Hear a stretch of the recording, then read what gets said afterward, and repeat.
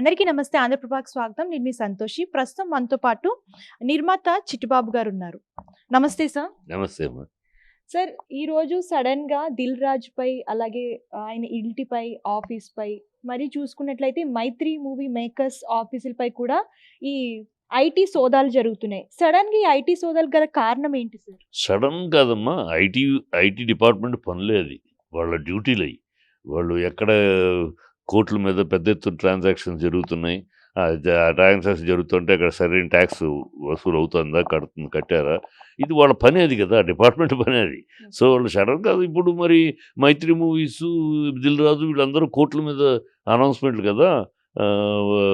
ఎన్ని కోట్ల సినిమా తీసాం, ఇంత కలెక్షన్, ఇన్ని కోట్ల కలెక్షను. 'పుష్ప' 1800 కలెక్షన్ 18,000 కోట్లు దాటింది. ఇదేమో ఫస్ట్ డేనే 180 కోట్లు చేసింది అని పబ్లిసిటీలు ఇచ్చుకుంటున్నారు. మరి 180 కోట్లు చేసిందైతే మరి 180 కోట్లు ట్యాక్స్ కట్టారా? కట్టలా. ఎందుకు కట్టరు? 180 కోట్లు గ్రాస్, నెట్ దాంట్లో 60కి ఏమైనా కట్టుండొచ్చు. వీళ్ళు అనౌన్స్మెంట్ 180 కోట్లు చేసి మరి అడుగుతారు కదా, మీరు 60 కోట్లు కట్టారు, 180 కోట్లు అనౌన్స్ చేశారు. సార్ అదే పబ్లిసిటీ కోసం చేసుకున్నాం అని మళ్ళీ ఎక్స్ప్లెనేషన్ ఇచ్చుకున్నాం, ఏదో చేస్తారు. ఈ రొటీన్ అమ్మా ఇది. ఎప్పుడు ఆడిటర్స్ అలర్ట్గానే ఉంటారు. వీళ్ళకేమీ ఎప్పుడైతే ఇంత పెద్ద ఎత్తున చేస్తుందో, ఈవెన్ వీళ్ళు కూడా, ఈ ప్రొడ్యూసర్స్, ఈ 'మైత్రి' మూవీస్ వీళ్ళు కూడా, వీళ్ళ ఆడిటర్స్ అలర్ట్గానే ఉంటారు. వాళ్ళకి తెలుసు ఇది జరిగినప్పుడు కన్ను పడద్ది, మన మీద కన్నేస్తారు అని వాళ్ళకి తెలుసు. దానికి అన్ని జాగ్రత్తలు అన్ని చేసుకుంటారు. ఎక్కడన్నా ట్యాక్స్ ఒకటి ఇటు కట్టలేదు అని లెక్క తేలితే ఫైన్ వేస్తారు, పెనాల్టీ వేస్తారు, కట్టించుకుంటారు అంతే. అది దీని గురించి పెద్దగా మనం ఇవాళ ఏమైపోయిందంటే, గతంలో ఇన్కమ్ ట్యాక్స్ రైడ్ అంటే పరుగు పోయేది. అమ్మో, ఇన్కమ్ ట్యాక్స్ రైడ్ అయింది, మోసగాడు అని ఫీల్ అయ్యేది సొసైటీ. ఇవాళ ఇన్కమ్ ట్యాక్స్ రైడ్ అంటే గౌరవం. ఆహా, కోట్లు సంపాదించాడు రైడ్, అది గౌరవం కాదు. ఇన్కమ్ ట్యాక్స్ రైడ్ అనేది ఒకప్పుడు, నేను చిన్న వయసులో ఉన్నప్పుడు ఇన్కమ్ ట్యాక్స్ రైడ్ అంటే పరుగు పోయే విషయం. అమ్మో, ఇన్కమ్ ట్యాక్స్ రైడ్ అయిపోయిందంటే ఎంత మోసం చేశారో అని ఉండేది. ఇప్పుడు ఇన్కమ్ ట్యాక్స్ రైడా అని మరి సంపాదించడం కూడా ఉంది, ఇలా ఉంది. సో మారిపోయింది కనుక దాని గురించి వాళ్ళు ఫీల్ అయ్యేది లేదు. మన ఊరినే రైడ్ ఏమీ లేదు. దీని అంతటికి కారణం పబ్లిసిటీ అంటారా? ఎస్, పబ్లిసిటీ చేసుకుంటాం. ఇప్పుడు నువ్వు 300 కోట్లు తీసుకుంటావో, 100 కోట్లు తీసుకుంటావో, పబ్లిక్ ఏం అవసరం? నువ్వు కష్టపడుతున్నావు, నువ్వు చేస్తున్నావు, నీతోటి ఎవడో తీస్తున్నాడు, వాడు నీ మీద వ్యాపారం చేసుకుంటున్నాడు. మీ ఇద్దరి మధ్య విషయం. మీ ఇద్దరు చెప్పకుండా బయటికి ఎవరి దగ్గరికి బయట రాదు కదా. మీ ఇద్దరు ఎవరో చెప్తేనే మూడో వాడికి తెలిసేది.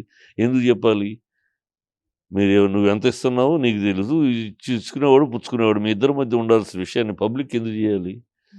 ఎందుకు, ఏం అవసరం? ఈ హంగామా చేయటం, ఈ ఏదో రికార్డు, ఏదో ఇది గొప్పగా చూపించుకోవటం, గొప్పగా చెప్పుకోవడం కోసం చేసి ఇరుక్కుంటారు అంతే. సార్, ఇప్పుడు 'పుష్ప 2' రీలోడ్ చేశారు కదా సార్, దీనివల్ల మళ్ళీ థియేటర్లు నిండే అవకాశం ఉందంటారా? 2,000 కోట్లు గ్రాస్ చేసే అవకాశం ఉందంటారా? డెఫినెట్గా అమ్మా. ఇప్పుడు బాగుంది అనే సినిమా వచ్చినాక దానికి ఇంకోటి యాడ్ చేస్తే మళ్ళీ రిపీట్ ఆడియన్స్ వస్తారు.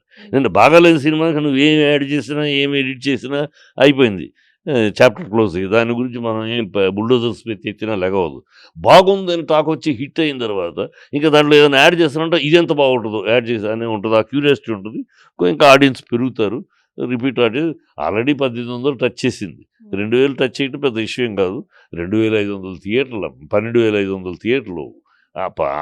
అది చూసుకోవాలి. కలెక్ట్ చేసి 12,000. షారూఖ్ ఖాన్ సినిమానే 5,000 థియేటర్లే మ్యాక్సిమం. ఇంతవరకు మ్యాక్సిమం ఇండియాలో 5,000 థియేటర్లు మ్యాక్సిమం. మరి ఒకేసారి 12,500 థియేటర్లు అంటే మరి కలెక్షన్ రాకేముంటుంది? అందులో బాగుందన్నాక అది పెద్ద 2,000 crores టచ్ చేయటం అనేది పెద్ద విషయంగా అనిపించట్లేదు నాకు ఇంత హంగామా మీద. ఇంకా 'పుష్ప' ఫైర్ కొనసాగుతుంది అంటారా? ఇప్పుడు ఈ కొత్త దీనివల్ల మళ్ళీ ఒకసారి రిపీట్ ఆడియన్స్ సాగుతుంది. ఇప్పుడు అసలు మన సైడ్ కన్నా కూడా, నా సౌత్ కన్నా కూడా కేరళ, నార్త్ ఊపేస్తుంది. ఇప్పటికీ ఏదో దాన్ని ఒక ఇది పట్టుకున్నట్టు బీభత్సంగా జనాలు ఊపేస్తూ ఉంది. తెగబడి చూస్తున్నారు జనాలు మనకన్నా కూడా. సో కనుక ఖచ్చితంగా అది క్రాస్ చేస్తుంది. సక్సెస్ వస్తే దాని మ్యాక్సిమం సక్సెస్ రావటం అదృష్టం.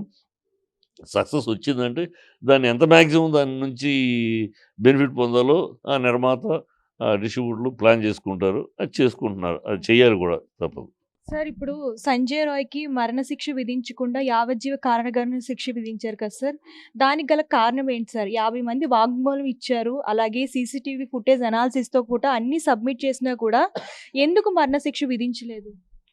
అంటే మన అది చట్టంలో మరణశిక్ష విధించడం అనేది యావజ్జీవ కారాగార శిక్ష, మరణశిక్ష రెండిట్లో యావజ్జీవ అంటే డైరెక్ట్‌గా మిగతా పరిసరాలు అయి కాకుండా డైరెక్ట్‌గా ఒకడే ఆ వ్యక్తే అన్నీ చేశాడు అనంటే మరణశిక్ష ఉంటుందమ్మా. కాదు అతను సందర్భము, పరిస్థితులు, ఆ ప్రాబల్యంలో అతనికి కలిసొచ్చింది చేశాడు అంటే రకరకాలుంటాయి. చట్టంలో రకరకాల భాగాలుంటాయి. దాంట్లో ఇది బహుశా చేశాడు. అతను కారకుడు సావుకి. సావుకు అతడు కారకుడు గానీ అతనే మొత్తం కాదు. అలాంటి పరిస్థితులు ఉన్నప్పుడు ఇలా ఇస్తారు. చట్టం తప్పు కాదు కదా! చట్టం ఉన్న ఎవరి మీద దానికేమి సంజయ్ రాజ్ మీద జాలో ఇంకోటి ఉండదు.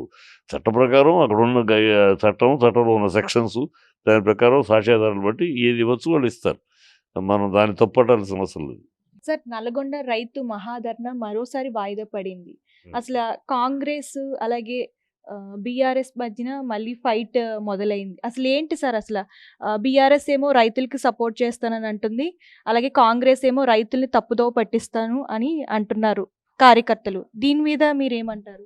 కాంగ్రెస్ అనేది మోసపూరితమైన పార్టీ అది.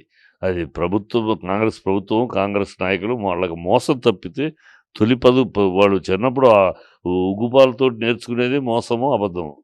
ఆ కాంగ్రెస్‌కి ఉగ్గుపాలతో నేర్పబడింది మోసం చేయటం, అబద్ధం, ప్రజల్ని ఎట్లా వంచన చేయటం, మూటలు కట్టుకుంటాం, ఆ సొమ్ము ఎలా మూటలు కట్టుకుంటాం. ఇది వాళ్ళ డిఎన్ఏ అది. వాళ్ళ ఉగ్గుపాలతో నేర్చుకున్న లక్షణాలు. కానీ వాళ్ళు నీతులు చెప్పే స్థాయి కాదు. డెఫినెట్‌గా వంచన చేస్తున్నారు. బీఆర్ఎస్ రైతుల తరపున ఉంటుంది. ఖచ్చితంగా ఏ పార్టీ అయినా బాధ్యతగా ఉంటుంది. వాళ్ళు ఆ బాధ్యతను తప్పించుకోవడానికి పిచ్చి పిచ్చి మాటలు, పిచ్చి పిచ్చి వేషాలు అధికారం ఉంది కనుక ఈ ఒక్కటి ఇదిగో మేము రైతుల విషయంలో ఈ విషయం నెరవేర్చాం చెప్పండి. ఎక్కడ చెప్పారు? ఎక్కడ చేశారు? అన్నీ అబద్ధాలే. అరకొర చేయటము, చేసేసామని డ్రామా బిల్డప్‌లు ఇవ్వటం. రైతు ద్రోహి ఇది. రైతుకి సంకెళ్ళేసి తీసుకెళ్ళిన ప్రభుత్వం ఇది. మొన్న ఒక రైతుని కోర్టుకు తీసుకెళ్ళడానికి సంకెళ్ళేసి తీసుకెళ్ళారు. రైతుకి సంకెళ్ళేసిన ఒక దుర్మార్గపు నీతి పాటించిన ప్రభుత్వం ఇది. ఈ ప్రభుత్వం రైతులకి ఏం చేస్తుంది? ఏమి చేయదు. పిచ్చి అబద్ధాలు ఆడుద్ది, ఇంకా డ్రామాలు ఆడుద్ది. ఇంకా వాళ్ళకి రైతుల దగ్గర నుంచి మూటలు రావు కదమ్మా! వీళ్ళెందుకు బిల్డర్స్‌కిను, కాంట్రాక్టర్స్‌కి చేస్తుంది ఈ ప్రభుత్వం. ఎందుకంటే వాళ్ళ నుంచి మూటలొస్తాయి. ఆ మూటలు అధిష్టానానికి పంపించుకోవచ్చు. రైతుల దగ్గర ఏమొస్తది? కనుక రైతులకి ఏమి చేయరాళ్ళు. ఉన్న కట్టి తుడుపు చర్యలుగా మాట్లాడుతూ ఉంటారు అంతే. సార్ తమిళనాడులో కొత్తగా పార్టీ పెట్టిన విజయ్ గారు ప్రజల తరపున తొలిసారి పోరాటం చేశారు. రైతులకు అన్యాయం చేస్తే ఊరుకోనని చెప్పేసని అన్నారు. తమిళనాడులో రాజకీయాలు ఏమన్నా మారే అవకాశం ఉందంటారా సార్? ఏం మారదమ్మా. ఈ విజయ్‌లంటోళ్ళంతా విజయకాంత్ వచ్చాడు కదా గతంలో. విజయకాంత్ అని ఒక హీరో, విజయ్ కన్నా మాస్ హీరోని అతను కూడా వచ్చాడు. ఒక స్థానం అంతే, ఒక ప్లేస్ ఉంటుంది. అంతేగాని వీళ్ళు అధికారానికి వచ్చేంత ఆ స్థాయిలో హీరోలు కాదు వీళ్ళు. ఏదో మాసు కుర్రాళ్ళు, యూతులు హడావిడి చేసే తప్పితే వీళ్ళ జీవితంలో ఇన్ని సంవత్సరాలు ఇప్పుడు హీరో అయ్యి అయిపోయి ఫినిషింగ్ స్టేజ్‌లో రాజకీయాలంటే ఇన్ని సంవత్సరాలు ఏం చేసావు నువ్వు? జీవితంలో ఇన్ని సంవత్సరాలుగా నువ్వు రాజకీయాలు సంపాదించావు. కోట్లు సంపాదించి ఏం చేసావు? ఎన్ని అనాథాశ్రమాలు నడిపావు? ఎన్ని మందికి ఆదరణగా నిలబడ్డావు? ఎంతమందికి సమస్యలకు నిలబడ్డావు? లేదే. సంపాదించావు, ఆస్తులు కొనుక్కున్నావు, ఏర్పరచుకున్నావు. ఇప్పుడు అయిపోయింది పొజిషన్. కొత్త హీరోలు వచ్చేస్తున్నారు. మన పొజిషన్ కొంచెం అలా మసకబారుతుంది. కనుక దీన్ని తిప్పుకొని రాజకీయాలుగా తప్పితే వీళ్ళంతా ప్రజల్లో ఒక ఎంజీఆర్ అయ్యాడని, ఒక జయలలిత అయిందని ప్రతి సినిమా వాళ్ళు అయిపోదామంటే అవ్వదమ్మా. వాళ్ళ జీవితాలతో ఆరంభం నుంచి రాజకీయాలతోటి, సినిమాతోటి ముడిపడి నడిపారు వాళ్ళు. మొదటి రోజు నుంచి ఆఖరి రోజు దాకా 2 కలిసే వాళ్ళ జీవితాలు. మీది అట్లా కాదు. ఇవాళ దాకా వచ్చి ఇప్పుడు రిటైర్ అవ్వబోయే స్టేజ్‌లో నేను ఇవున్నాయి ఎన్ని పిచ్చి మాటలు. అతని వల్ల మార్పు ఏం కాదు. ఈ కథ ఎవరికో ఒకళ్ళకి బొక్క పొడుస్తాడు. కాంగ్రెస్ వాళ్ళకి బొక్క పొడుస్తాడా, ఏడీఎంకే వాళ్ళకి బొక్క పొడుస్తాడా, ఎవరో ఒకళ్ళకి డెంట్ చేయగలడు అంతే. ఒకళ్ళ ఓటమికి కారకుడు కాగలడు అంతే. తను ఒకళ్ళ గెలుపుకి కారకుడు కాలేడు. ఒకళ్ళ ఓటమికి కారకుడవుతాడు.